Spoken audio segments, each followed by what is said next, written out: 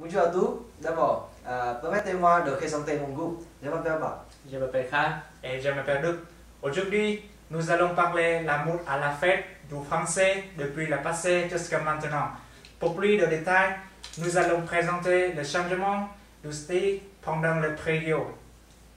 Donc, nous allons revenir à la base pour obtenir plus d'informations.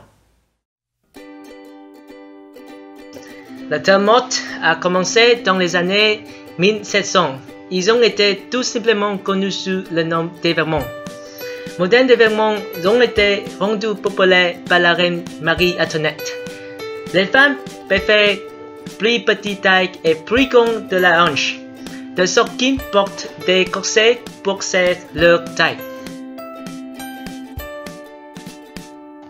Dans les années 1800, afin de rendre le déplacement plus facile pour les femmes, le cache de robe ont été déplacés à l'arrière de la robe.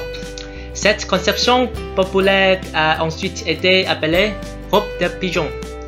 À cette époque, les femmes ne portent haute couture, ce qui signifiait la mode de très haut niveau et 100% féminin.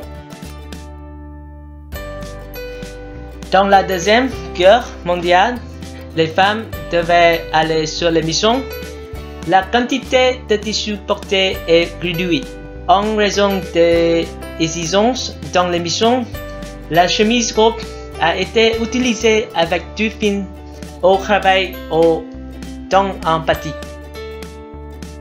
Dans les années 1950, les femmes françaises ont salué le retour de la haute couture après l'arrêt. Ce type de robe est devenu très populaire avec The New Look présenté par Christian Dior. Dans les années 1960, l'amour français a été influencé par l'industrie cinématographique américaine, surtout quand l'actrice Audrey Hepburn a montré dans le film Breaking Up Tiffany 1961 avec une robe noire de Givenchy. Cette robe a été par un designer vous inspiré français Coco Chanel dans les années 1920. La célèbre petite robe noire créée par Chanel a été utilisée par les femmes dans de nombreuses occasions. La robe a été légèrement démodée.